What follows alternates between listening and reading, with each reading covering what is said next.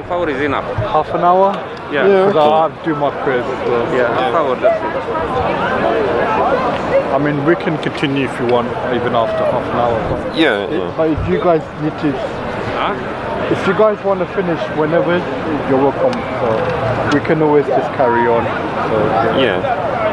So, So what is? So you know how Muslims say a lot that about the Bible being corrupt. Yeah. So what is your reasoning? So if you can give me like some general reasonings for why Muslims say that. When the Quran disagrees with the Bible, it implies that the Quran regards this section to be changed or corrupt or not part of the original message. Right. Another reason is also when it comes to like certain verses of the Quran, it says, for example, like they forgot a part of the message, as well as people write things with their own hands. Yeah. In order to profit by it. Right. They say this is from God when it's not, and God condemns them. Like God says not to say anything about him except the truth. So things like this, like from the Quran. There's also a hadith as well in which it's mentioned that not to change the Quran. The Quran may become corrupted, just like what the people of the book did to their own scriptures. Oh, do you know? Is that a paraphrase of what it says? Does it? Yeah, I'm paraphrasing. It's a hadith from Bukhari. It's regarding the compilation of the Quran. Yeah. The context is to do with about compiling the Quran into like single volume or single codex. And so but I think isn't that the one where it says about so that they don't argue like the Jews and Christians? Something like this to this effect, yeah. Oh, right. Yeah. So what it sounds like what you're saying is that in terms of corruption, you mean like things like, I don't know, verses different here and there and disagreements between certain things which are written in there.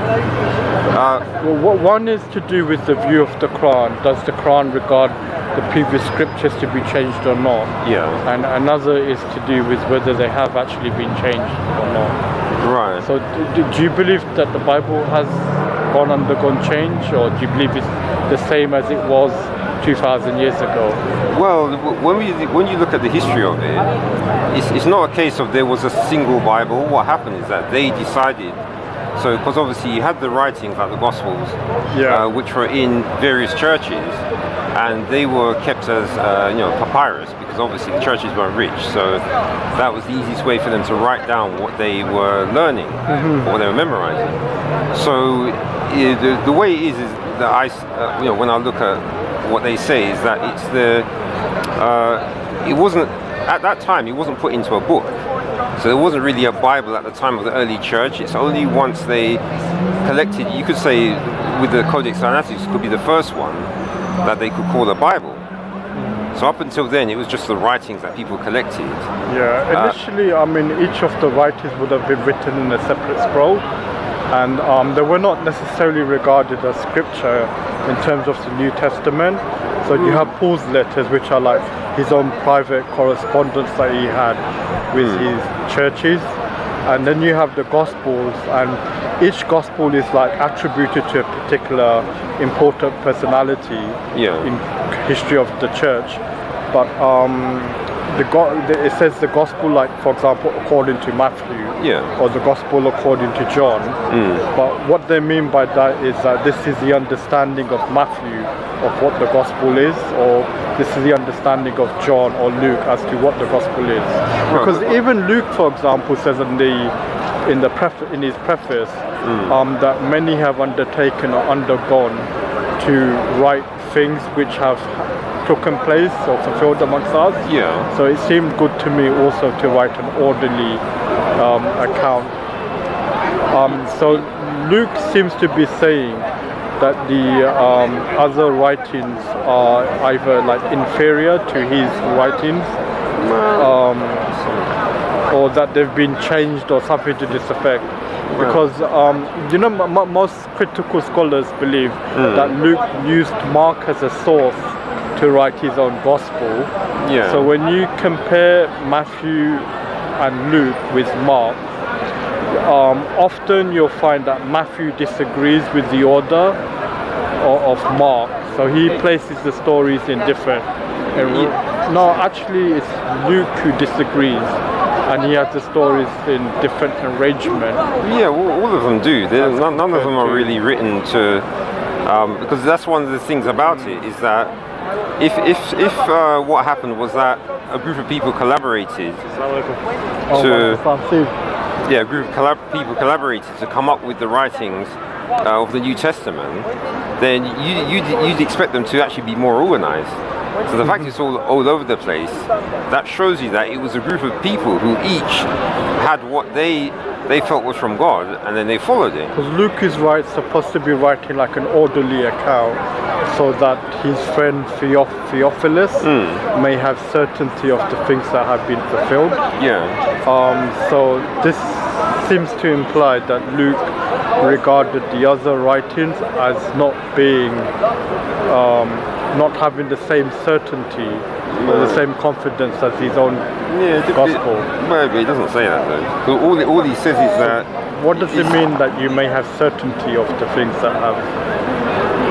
No, it's a certainty because when he's writing to Theophilus, what he'd say there is then, according to what you're saying, then he would have said then the other ones that you've read, I'm going to write a better one than those.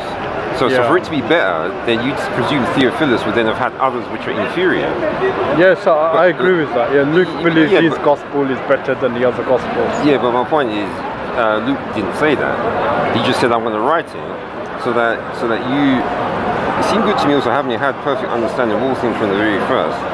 So when I read this, all he's saying is that he's going to give Theophilus a version which is as good as he can do, and he's just mentioning that other people have done it as well, but he's not. There's no comparison here. Well, he's saying that he's carefully investigated the things from the start. Yeah, but he's not saying the other things. That's what makes his gospel better than the others, because he's having like more carefully investigated as opposed to the others, and his account is orderly as opposed to being disorderly like the other accounts. Yeah, but that's the thing. Luke doesn't say anything against the other accounts. That's something that someone can maybe imply, but that's not what Luke's specifically saying. So if you look at the Greek word, when he says that many have undertaken to write, let me just pull up the exact word.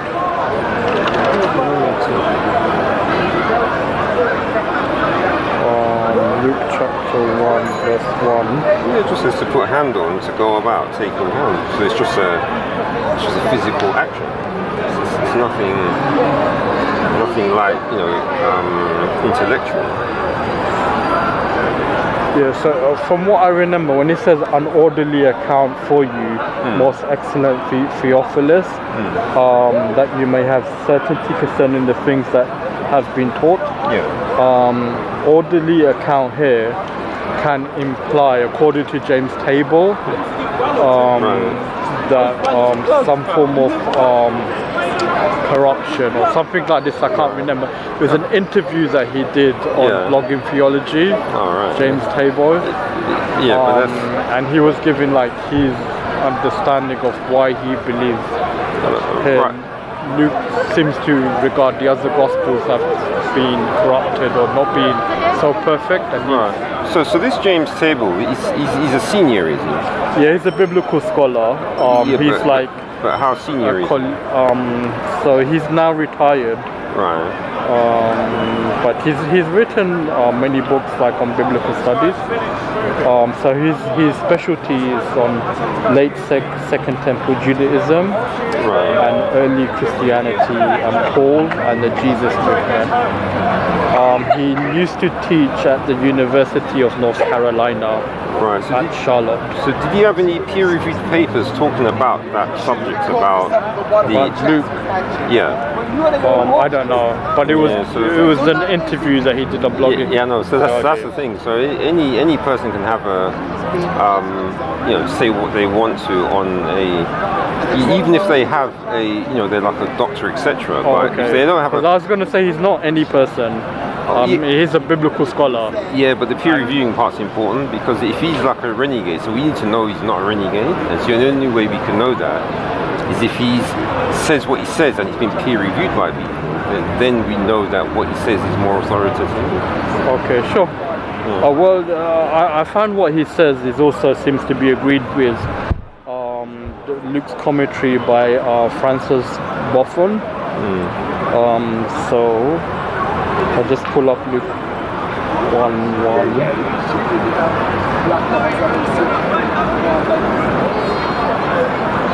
You have to admit that from what you're saying, you have to say that, I would say anyway, that they're reading into it. Because they're not using words actually in the text to explain what they're saying. The thing is, when it comes to like biblical studies, a lot of the time when you're doing history, people tend to theorize as well as give hypotheses. So they're looking at, for example, like words like in the Greek, and they're comparing like how the same words are being used in other literature, and so many have undertaken. So I'm just looking. I remember reading the word undertaken has negative connotations in the Greek. It sounds to me like they're reaching a bit though. Let me see. Because what would be interesting if a load of scholars agree with it. And this is the other thing, is if he has that opinion, you'd think that if he knew the opinion was solid, he would actually get quotes from other scholars who agreed with him. Oh yes, so here it is. So they're saying that on the one hand, Luke classes himself among the many that have undertaken to write an account.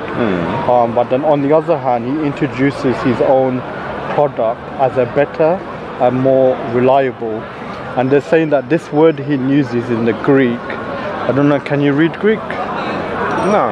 Okay, so they're saying this Greek word here, elsewhere if you look it up, it has a negative sense or negative meaning, like in Acts 9:29 and Acts 19:13. So like in 9:29, if I pull it up, Acts chapter 9 verse 29.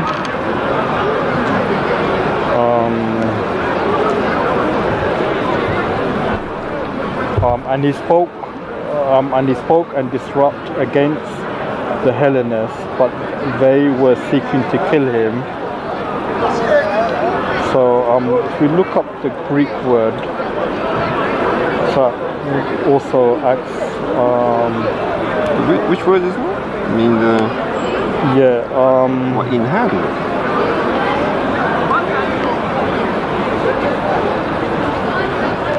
Some of the context might be butchered if it's hard to.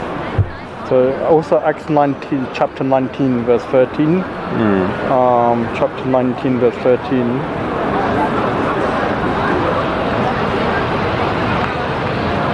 And then some of the itinerant Jews, Exodus, undertook to invoke the name of the Lord Jesus over those who had evil spirits, saying, I enjoy you by the Jesus. So he means the word undertook.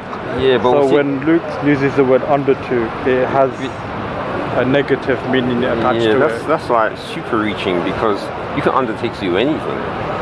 So the word undertake is not a it's not a word which is really controlled by context, because it has a simple meaning. So usually it's when a word is ambiguous, that's when it can be controlled by the context. But undertake is just a physical thing, you just do something.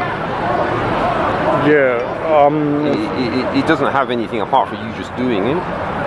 So whether you do it for evil, good, a bad thing happens or a good thing happens, the word is just exactly the same. Well, he's saying that if you look at how Luke uses the same word elsewhere, he uses it in a negative sense. So it's this word, epihero, have undertaken. So if we look up the references like in Luke and Acts,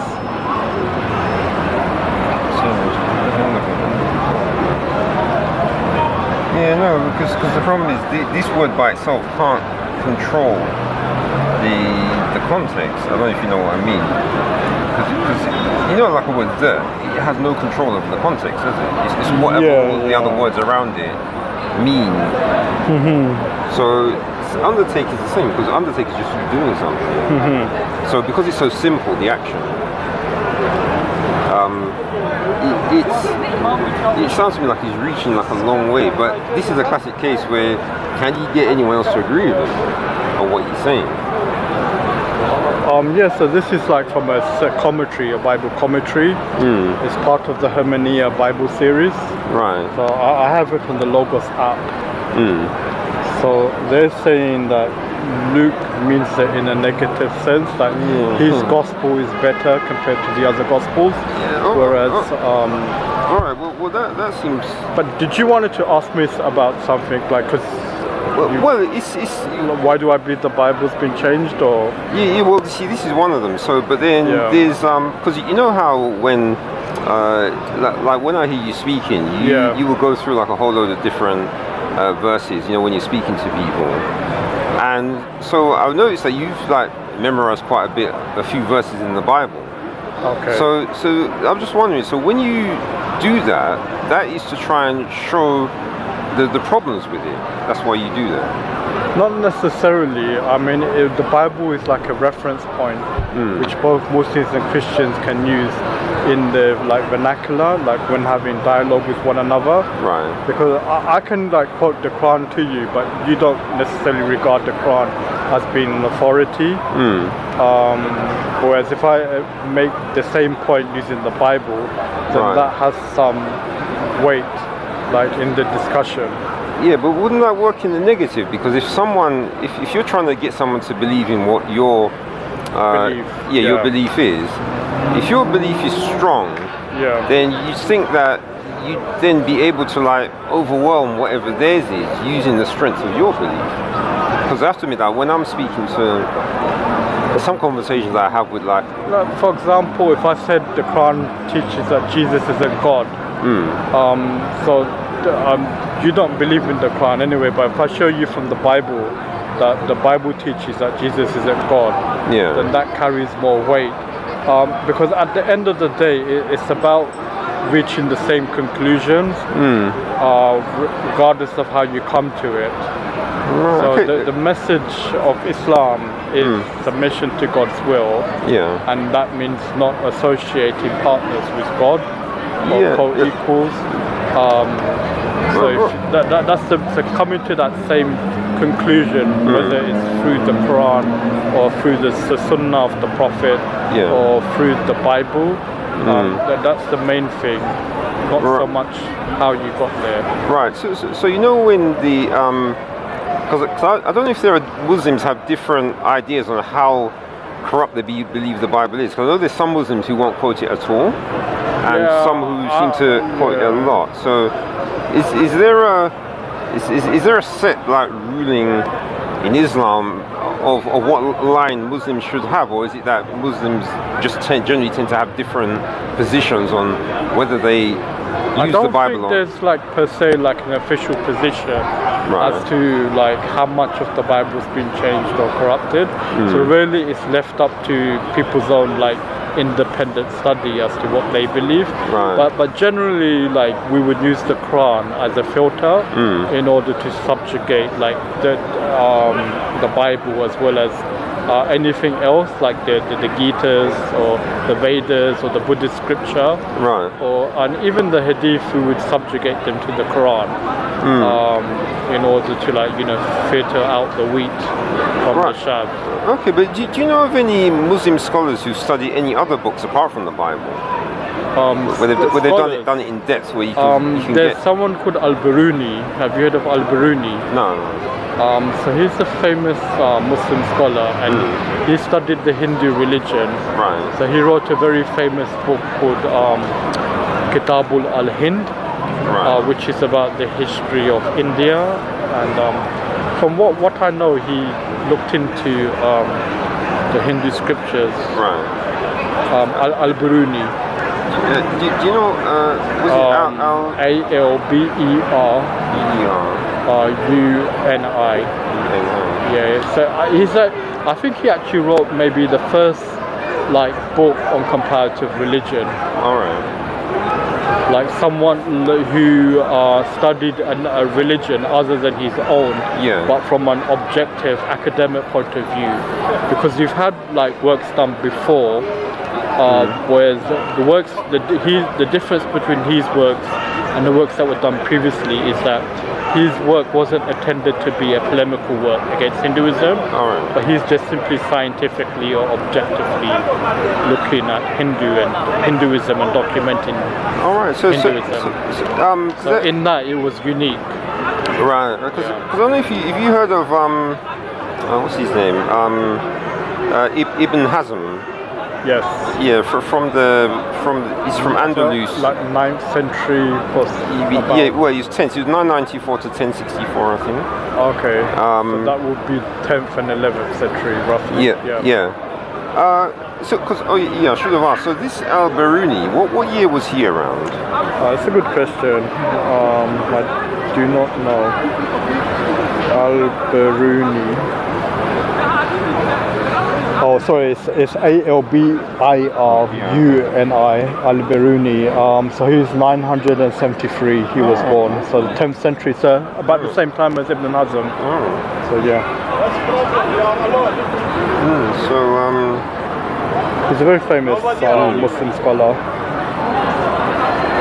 that is not mentioned or spoken about as much as he deserves to be, but But I suppose maybe it's because the fact that the people of the book are mentioned in the Quran, but I suppose the Hindus would count as the idolaters rather than the people of the book. Well, this is the thing. The Muslims that went on to like conquer India, they came to the conclusion that people of the book also includes Hindus as well, because they also had a religious scripture that was before the Quran, and the Quran mentions that God sent messengers to every nation before the time of the coming of the Prophet Muhammad. So these they were saying that they don't necessarily have to have a lineage from Abraham to... No, because there's even prophets before Abraham. So like Noah, for example, is regarded as a prophet. There is the verse in the Quran about like we established from his seed prophethood with regards to is it Isaac or Jacob? But maybe Jacob. But there's also it was Jacob. So some people use this to exclude any non-Israelite or non-Jewish prophet. But the verse isn't saying that God only sent or established prophethood only amongst Jacob or Isaac's seed. Right. It doesn't use the word only, but the Quran refers to like prophets, or at least one prophet that I can think of before the time of Abraham. Right. And Abraham wasn't a Jew. No. So because he's the father of other nations besides the Jews as well, because he had at least 2 sons. He may have had some other children as well. But we know like his most famous 2 sons, Isaac and Ishmael. So with the so with you feel that the Bible still has enough in it to use as a reference, but for using against Christians in order to help Islam. That's how you see it. It's like a tool that's used to like further our discussion in dialogue between Muslims and Christians and Jews. And also the Bible wasn't used as a subtext for the Quran, because in the Quran it contains biblical stories as well, and the Quran doesn't always go into like full detail with regards to those stories. So it's interesting to compare the Bible to the Quran and to see what the Quran is referring to or alluding to based on what was already known in its environment in which it was being revealed and recited. So when it comes to the Bible, how going in terms of the level of what you might say is corruption, how bad would you think it is? How badly the Bible's been corrupted? Yeah, what do you think? I don't really know, to be honest. I'm still kind of like researching that issue, and it's like an ongoing learning process for me. Right. But I believe like the central message of Islam is still present in the Bible. Right. Meaning there's one God, and that one God should be worshipped and served. Okay, so I still believe that message is still present, found in the Bible. Oh, right. So like you were saying before, so you believe that it's whatever's in the Bible which doesn't go against the Quran, you feel that that's what's preserved? Yes. Yeah. Okay. So if we like do a when you obviously you've done a comparison because you've read the Quran and you've read the Bible as well. I know something I've said to a lot of Muslims where I keep going on about how I wouldn't switch to the Quran because what I've got in the Bible, the writings are a lot higher quality. So what do you think that the fact that obviously this is my opinion, that the writings, when I read them, I can understand them better, and to me they're of a higher quality. Do you think that quality is something which came from God, or do you think man just put that in there? I'm not talking about in terms of like writing it directly, but I mean influence the quality. Yes, I believe in scriptures that were revealed even before the time of the Prophet Muhammad. Right. So for me, it's not like a competition as to which one is better or the other. Right. Because if they both come from the same source or the originator, then you would expect them to be similar or alike. Right. So like when the Quran challenges people to produce a chapter like the Quran, the challenge is not to show that the Quran is like the previous scriptures or like the previous words of God, but the challenge is to show that the Quran is man-made. So like if you think that the Quran isn't from God, then by showing that the Quran is like the previous scriptures, and you're actually showing that the Quran is from God or is like the word of God. But if you want to show that the Quran isn't from God, then you should produce a chapter like the Quran, meaning like anyone can do it. But that because the thing about that particular challenge is, after me, I don't quite understand it because some people might say, because I know a lot of Muslims, they like, when you hear them singing the Quran, so they might make it sound like it's the eloquence of it. That's what it means. But do you believe that produce a chapter like it means the what's written in it, or the eloquence, or like the style, or what is there an exact meaning for that term, produce something like it? Yeah, so it says in chapter 2, verse number 22 to 23, I believe, that if you're in doubt about concerning what we have revealed upon the Prophet Muhammad, then produce a chapter or surah like it, and you will not be able to do it, and you will surely not. So it's basically, if you think that this isn't a revelation from God, then others can also produce something like it. But no one in the time of the Prophet Muhammad was able to meet the challenge, in that they weren't able to also produce a chapter or surah that was comparable or like the Quran, to show that it was of human origin. I suppose I'm still not quite getting it. Because what would be the difference? Do you know what? Has anyone, like your scholars or anyone, described a way of seeing the difference between if it was from God or from man? Yes, so there's been like even recently Mansoor Ahmed, Mansoor from Speaker's Corner. He recently did a YouTube video in which he this AI computer program. So, but there has been like videos and discussions that go more into detail as to what is meant by producing a chapter like it, to show that the Quran is from human origin. Oh, right. Yeah. I was going to say, about the AI. I was just reading something. Well, I was reading for like about an hour. Okay. This is just something to do with a website where they have people giving answers about computer problems, and apparently some people have been putting answers from the AI on it. And apparently, what they've said is that the problem they have with that is that the answers look really good, but if you actually examine the answers, technically they've got problems. Oh, okay. So I would say it's still worthwhile checking out the video, just to understand what is meant by the challenge. Yeah. At the end of the day, you don't have to agree with it, but just to understand like what is meant by the challenge. Because I feel that in the time of the Prophet, the Arabs, they were willing to go to war, they're willing to fight, and sacrifice their men, but they weren't able to meet the challenge because that would have been more easy for them to do and disprove Islam than go into war against the Muslims and persecuting them. Right. Because I suppose you don't know what the name of this video is. Oh yeah, sure. Yeah. If you type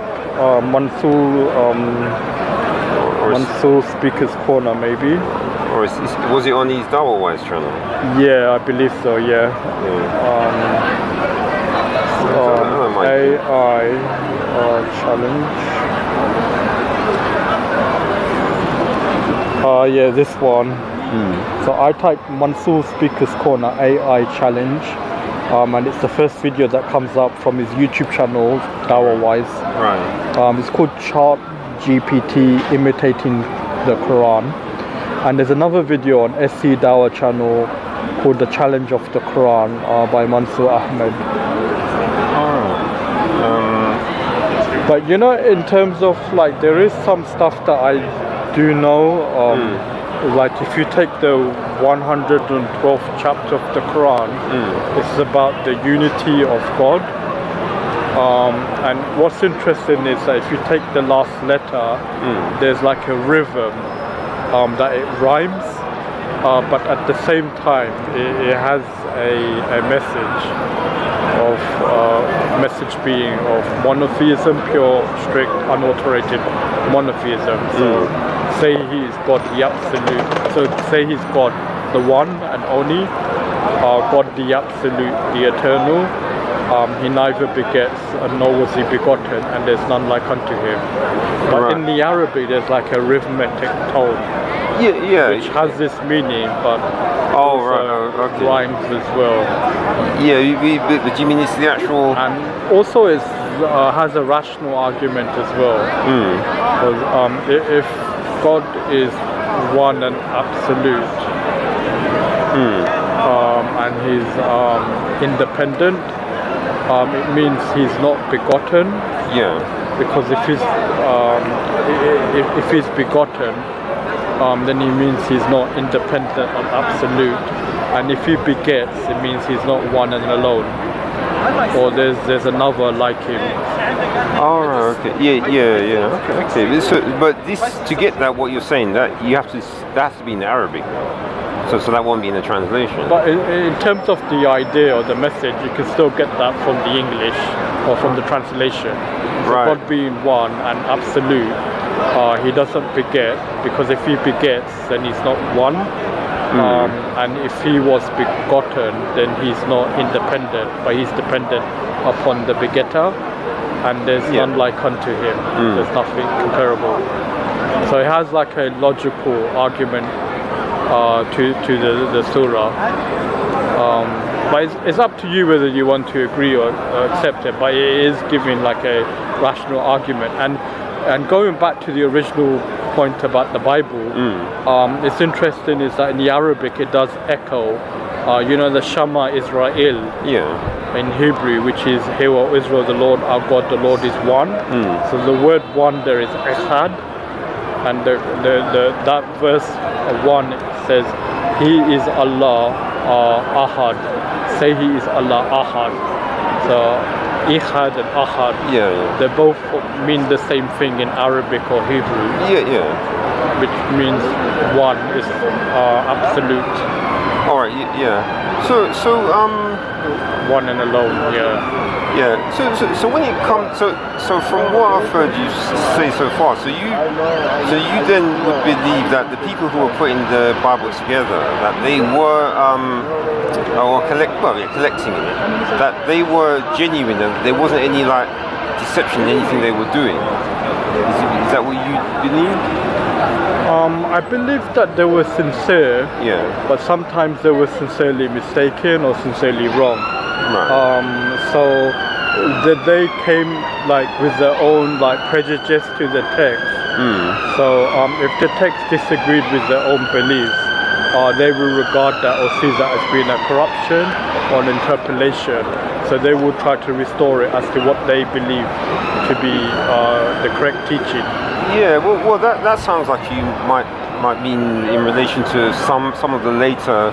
Because I know they were saying about the when they're talking about the edits in some of the later manuscripts. But do you know if anyone's mentioned any of things like that happened in the original papyrus? Well, I mean, like you have 1 John chapter 5 verse 7. Yeah. In the King James Bible, and the reason why it appeared there was because it goes back to that question of like they sincerely believed, but they were sincerely mistaken because the person they wanted to include the Trinity into the Bible, but there wasn't any like Greek manuscript with 1 John 5:7.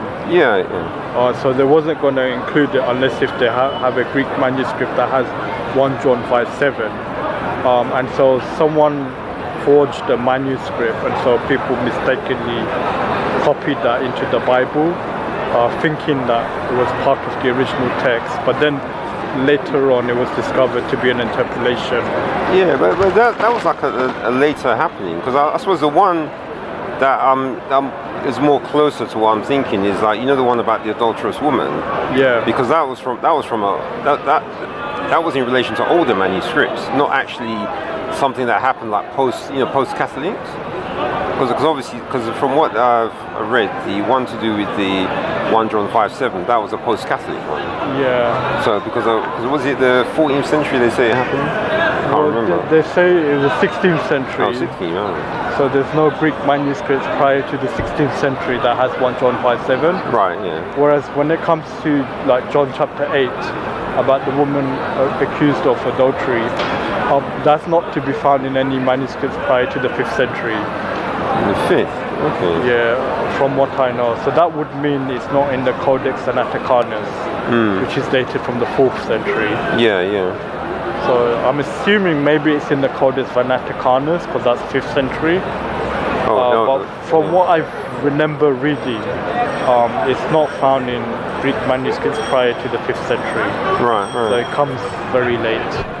Okay. And also sometimes it appears in different orders. So you know the story of the woman. Is like in our Bible it appears in chapter 8, but in the Greek manuscript sometimes it appears like in different orders. Yeah, I mean, in another chapter or another place. It would do, because you see, those papyrus, they wouldn't have. You could essentially say in the papyrus there wouldn't be any order anyway, because there'd be no chapter breaks, there'd be no verse numbers, and on a scroll. There'd be no headings or anything. So literally, it's the people who put together the Sinaiticus and Vaticanus. They're the ones who had to really like line things up, because the fact that they had to get the papyrus from different groups, and a lot of those groups wouldn't even have been. But you know the translation that we read today isn't solely based upon the Codex Sinaiticus or Vaticanus. It's based upon what they call an eclectic text, which is basically a group of scholars, a committee, in which they vote onto what they think is the most probable reading. So they have like a group of manuscripts, and each manuscript have a variant, and then they vote on as to what they think was the most probable. So what we're reading today is something that didn't exist like prior, like 1,000 years ago? Well, it did exist. It's just that there were different versions, or there was slightly different version. Yeah, but So- the version that we're reading is different from Well- like when they were reading the Codex Sinaiticus, for example. No, but it wouldn't be different because the majority of words would be the same. Yeah, the majority, yeah. Yeah, But, so- what I so- mean, it's not identical. Like it's another version. Yeah, but when So like if you read the King James Bible, it's different from the Codex Sinaiticus. you'll find It's got obviously 1 John 5:7 and the longer ending of Mark's Gospel yeah. in the King James. Yeah, so because that's the thing about it is like you see with the and I think a lot of Muslims get confused about this because they think that they could talk about the Bible directly like the Quran. So they keep coming and say, oh, when was it revealed? Who revealed it? But the thing about it is that lots of different groups had the writings and it was collected. So in a way, like I say to some Muslims, it's like because the Bible is more a combination of the Quran, the Hadith, and Tafsir as well. So it is everything brought together. So you're not going to have like one reciter memorizing it and then telling these people, the whole entirety of what's in the Bible. And so because of Previous manuscripts. And there's intentional and unintentional changes. Yeah, but then the problem you have with those changes is that the fact that you have so many manuscripts around, that if you try and do a change, like you said with the 1 John 5 and 7, the best they could get in was one verse. Because obviously if you try and do more... Oh no, there are other examples. I mean, like if you look up Book of Acts chapter 8 verse 37, you won't find verse 37 in modern translations. It's missing. Yeah, so but it's in King James. Yeah, so and what that used to contain a confession that Jesus is the Son of God. Yeah, but you see, but it was discovered to be an interpolation. Yeah, and so it was removed, like in modern. So much so that even the Jehovah's Witnesses, the New World Translation, they don't have Acts chapter 8 verse 37, and even Mark chapter 1 verse 1, which says this is the gospel of Jesus. This is the beginning of the gospel of Jesus Christ, the Son of God. So the Jehovah's Witnesses, they don't also have the title Son of God. Yeah. Because it's not found in the Codex Sinaiticus nor in the Sinaiticus as well. Yeah. So some scholars doubt as to whether the title Son of God belongs there or not, and often you'll find in modern English translations, even those they still keep it, they still have a footnote to say it's not found in some of the most early reliable manuscripts. Yeah, but if we take all of these different, you're saying about the differences between verses between the different manuscripts, and then the decisions that they made about which verses they're going to include in their translation. When you look at it, does it make much of a difference to what's actually taught in the Bible? It does in terms of the divinity of Jesus, and even the death and resurrection, because it shows that Christianity evolved. So it shows the history and development. But you mean just a few verses? Yeah, like if you take, for example, like the doctrine of the Trinity, you can see examples where Christology evolves and develops. Right. So, for example, the verse "Son of God" in Mark 1:1 is not found in the Codex Sinaiticus or the Sinaiticus, and this is like a proof text that Trinitarians use to say that Jesus is the Son of God. So you may say Jesus is also called Son of God in other parts, but that's only because we don't have an antecedent to Mark's Gospel in which we can make that comparison to show that maybe these other places the title Son of God may have also been added. Right, okay, but then in order to add the Son of God in, wouldn't then that cause a change in the context? Yeah, because if you read a few of them, like a classic one is the John 9 when when the blind man asked Jesus. Yeah, John chapter 9 verse 9. Yeah. And it says, I am he. Yeah. So if the Son of God was taken out there, the actual sentence would just be completely broken. It doesn't say Son of God, it says Messiah, or Christ from what I remember. So he's basically asking him like, did Jesus heal you? Oh no, it's when he met Jesus afterwards. You know, after you got chucked out of the synagogue? In chapter 9? Yeah. Okay. It's later down, it's later on.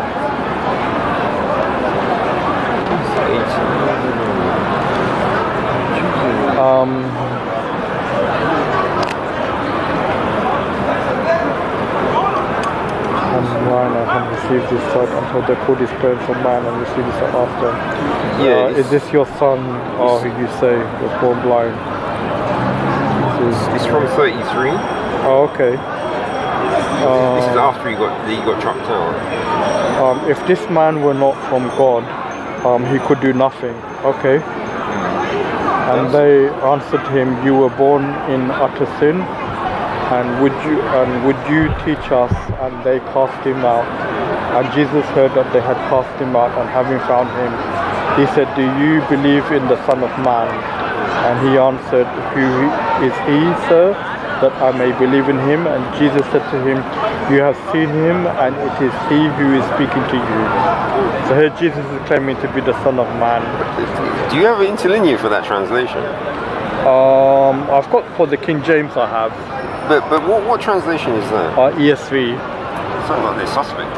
It was, I guess, the example. No, the word is theos, so theos is not man. So maybe there's a textual variant then. I don't know. Because you can see in my one it says Son of Man.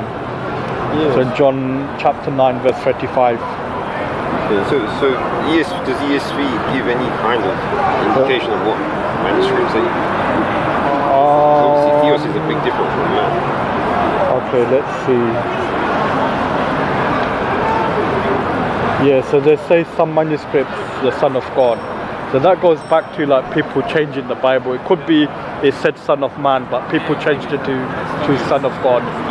Yeah. Yeah. No worries. Oh, so nice. Is this your one? Oh, okay. Yeah. Cool. But I Choose suppose, this one. I think that's probably So maybe this could be an example of like King James says Son of God, but modern English translation changed it to Son of Man because that was most likely the more probable reading. right. So it's possible a scribe changed it to Son of God. Oh, that's actually quite good. So we could see the other references to see if the ESV. So the next one is John 20.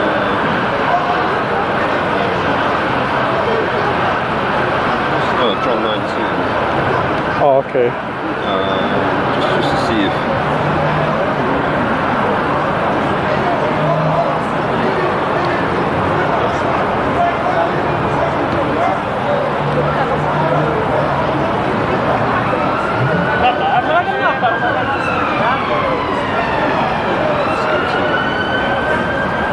Is this the trial before Pontius Pilate, Yeah. the Roman governor?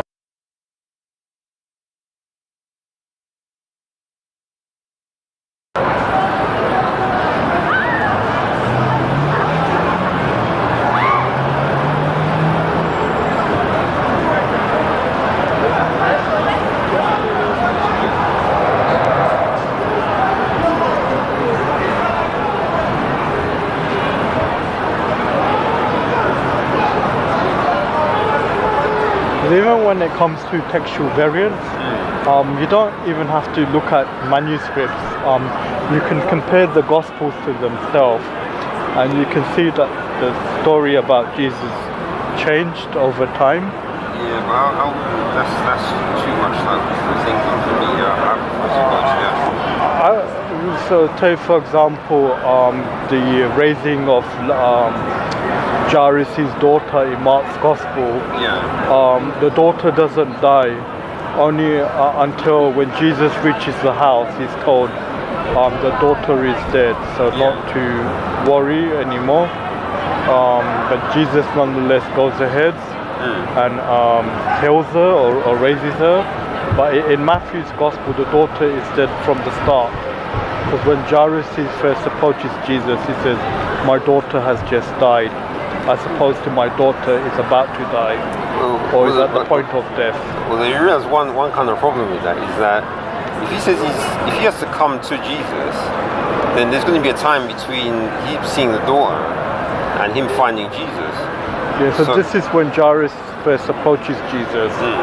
So in Mark, when he first approaches him, he says to Jesus, "My daughter is at the point of death. Right. So come and lay your hands on her so that she may be well and live." Yeah. Whereas in Matthew's Gospel, Jairus says, "My daughter has just died. So come and lay your hands so that she may live." But you realize, but I was just going to say, you realize that's not even a textual variant. That's just a witness variant. Because witnesses will say different things according to, when they have to try and remember something. Yeah, so Matthew's writing his gospel as to supersede Mark's gospel. Yeah, but where did he get the information from? He'll get the information from Mark because he's using Mark as a source. Right. So, but then it would look the same. It would read the same. If he did that. So he does he does copy Mark like the same, but he also changes Mark's gospel as well, so as to bring out his own theology or his own Christology as to what he wants people to believe in. Okay, so when you say, let me see if I can find that story of when Jesus raises Jairus' daughter. I just forgot the reference. It's in Mark chapter 5, but Matthew I can't remember. Yeah, it's Matthew chapter 9. Verse 18, I guess.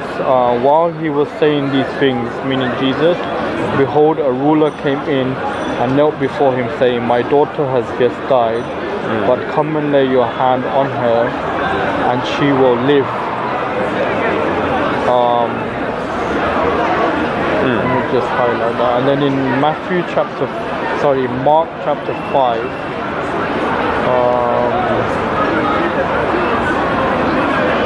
verse 23.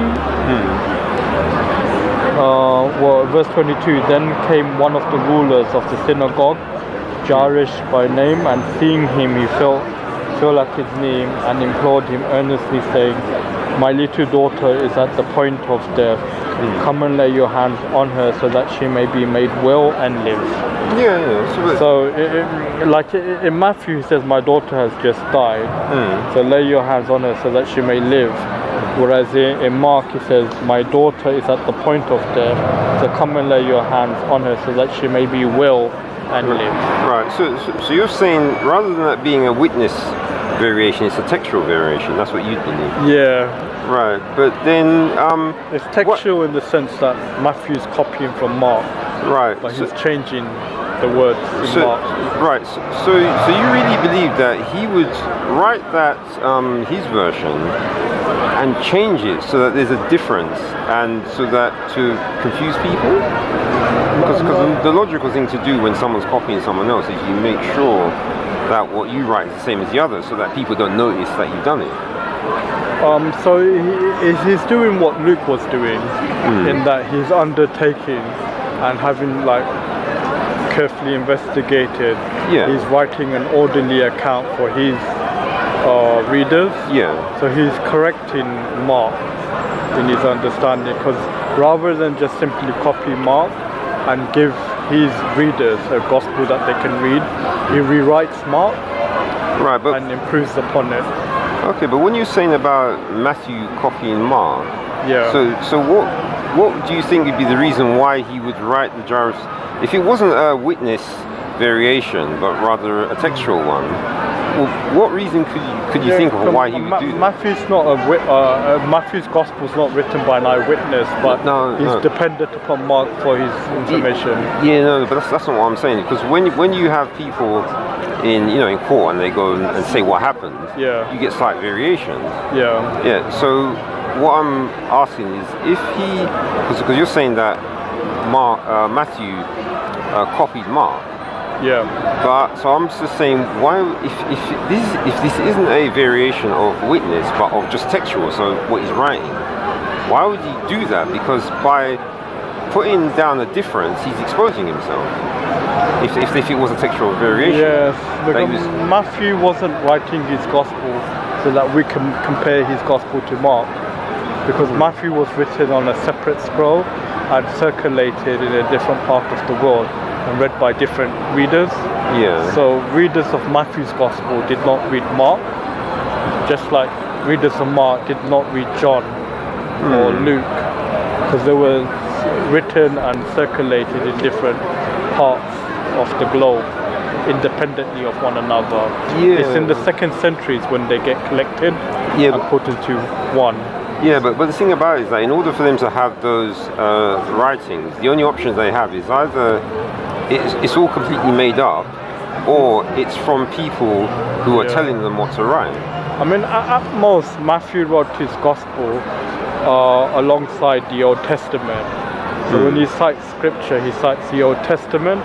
So we can look at the Old Testament and compare Matthew, but he didn't write his gospel to be read alongside Mark or Luke or John.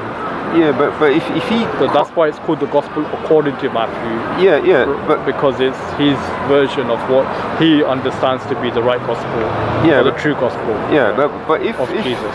Yeah, so if Matthew copied from Mark, though, that means he would have to have had a copy to read. That's right, yeah. Yeah, so then that means they would have been in circulation. Matthew just did extensive, more research compared to, he's writing his gospel for the general public. So the general public are not necessarily going to read Mark's gospel. So before he writes his gospel, he reads Mark, and then then writes his gospel, but rewrites Mark, and then he gives his gospel for people to read instead of Mark. Right, but wouldn't you have a problem if Mark's is the earliest one? Then wouldn't that then also be the most popular one? It wasn't so popular in the early church, Mark. Yeah, but I mean, just Matthew actually, because Mark actually lacked many important teachings of Jesus, and it doesn't have any birth narrative or any resurrection story. Yeah, but what I mean, the Sermon on the Mount as well. Yeah. So many of Jesus' teachings are missing in Mark.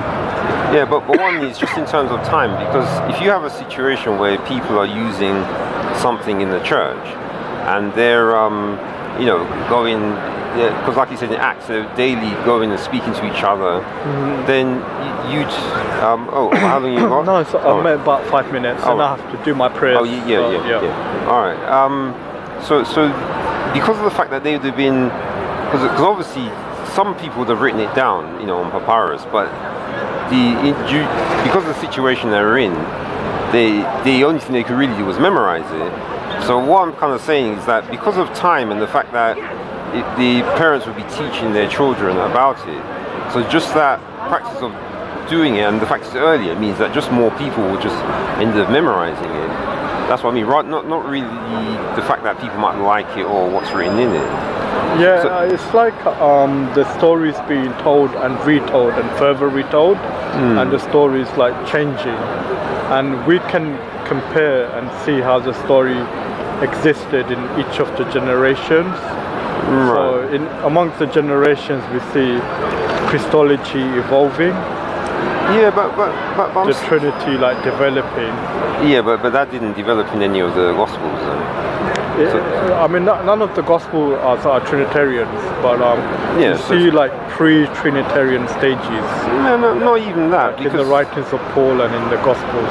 Well, especially John. Yeah. And also you do find the distinction between Jesus and God is blurred as well. But Jesus becomes more spiritualized, I don't see that. That's when I'm reading and he it. has more power, and No, he appears to be more omniscient no, because and less human as well. So in Mark, the earliest of the four, he expresses more human emotions, like a more human side. Well, it does in John as well. But in Matthew and Luke, it's more suppressed or weakened. And in John, Jesus appears to be more in control of his situation, because he's been given authority but to lay down his life and take it back up again. Whereas in the Synoptics, he prays to God to take this cup away from him. Whereas in John, he can do that himself, but he chooses not to. Yeah, but remember in Matthew, you had the Transfiguration. So that was pretty, spiritual. Well, even in Matthew, the Transfiguration is modified. You compare it to Mark. Because in Mark, Peter addresses Jesus as Rabbi. It is good for us to be here, so let us make a tabernacle tent, one for you, one for Moses, and one for Elijah. But that's in Mark chapter 9, verse 5. Whereas if you compare it to Matthew chapter 17, verse 4, Peter addressed and calls Jesus Lord. It is good for us to be here. Let us make a tabernacle. You didn't know according to Arabic, it's the same word. It's not. Yeah, in the Greek, it's different. No, but Rabbi, it's the same thing. Because in Arabic, Rabbi means Lord, isn't it? Rabbi means rabbi, doesn't it? No. If you rabbi means like teacher. Yeah, but when I look up, because I've been doing some Quran verses, and there's a certain verse where it says Allah is Lord of the world, and the Lord is like it's Rabbi. It's Rab. Yeah. So it's similar to the word Ab, Abba in Aramaic, or Ab. Yeah. So Rab has an R at the beginning instead of Ab. It's Rab. Yeah. But the Rab and Ab, both in like Semitic culture, has similar meanings.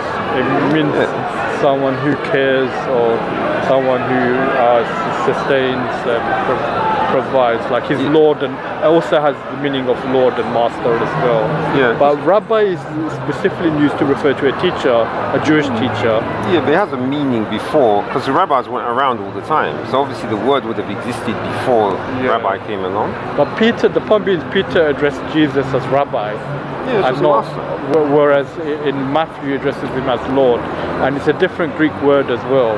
Oh yeah. So in Greek it's Kyrios in Matthew. Yeah. But in Mark it's another Greek word.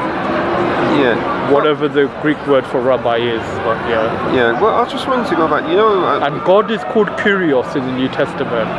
Yeah, because it's just a generic word. They wouldn't have had. So but he's not called rabbi. God's not called rabbi in the New Testament. So. Because if you go your ESV again. Yeah. And just go to Matthew 9. It's Luke.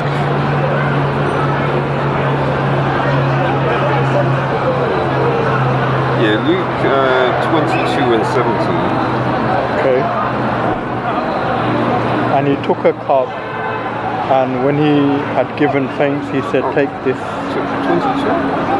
Oh, sorry. For the Son of Man goes as it has been determined, by woe to that man by whom he is betrayed. What chapter? Is this chapter 22, verse 22? Yeah, 22 and 17. 70. Okay, sorry.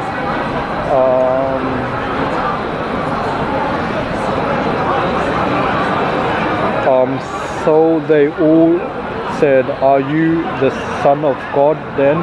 And he said to them, "You say that I am." Okay. So that shows that even though you had that variation in the John one, that shows in the Luke one, it does say Son of God. So yeah, but he says, "You say that I am." Oh yeah, but what I'm saying is that the fact that if it was a case of they changed it in the previous one, then they would have changed this one as well. But this is Jesus before the council rather than the blind man. Yeah, it's a different story, different context. That's usually with with the Bible, because like you're saying about changes. Because remember what you said about the Son of God. You said you were trying to say that it was like added in, it was changed in different places. Yeah. Yes. So there's a change here as well. If it's a blanket change. Oh yeah, I'm not saying that Son of God didn't exist like in original early Gospels, but I'm saying that it may be part of the tradition in which the story evolved. So like we don't have like a tape recording or video recording of what Jesus said and did. Yeah.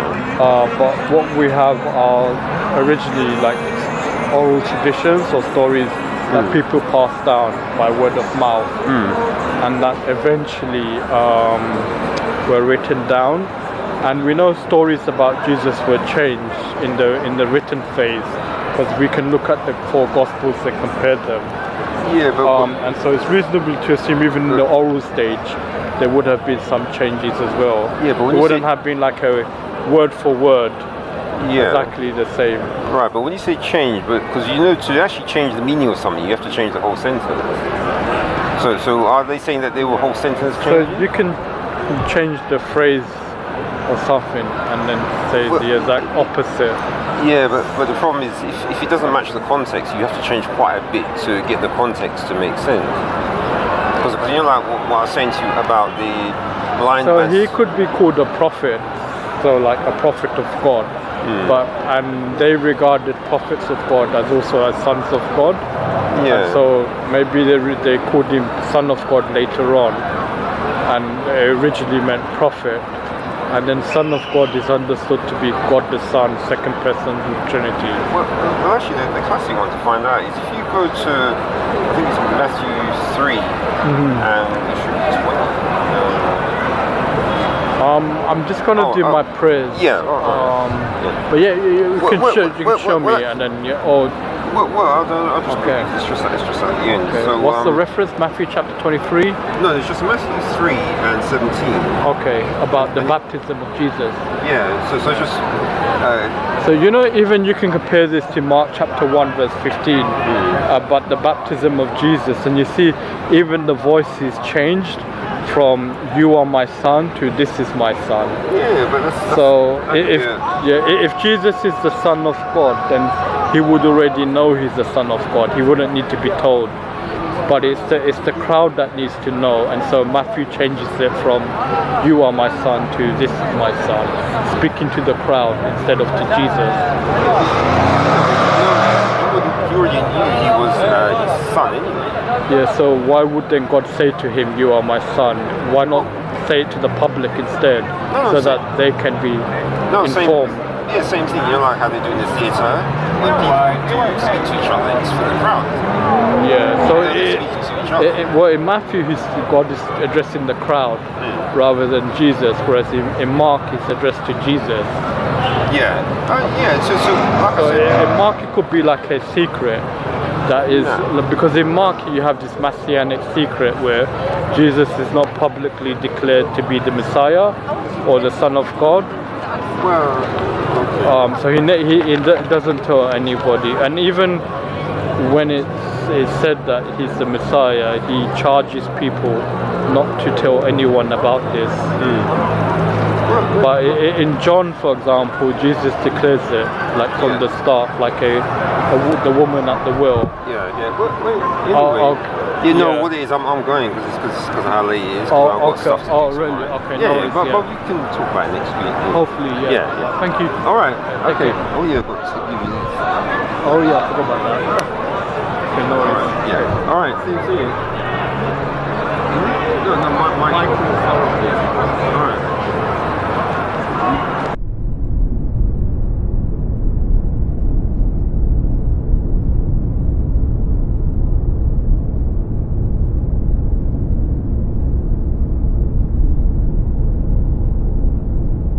Israelites will return to take down Islam.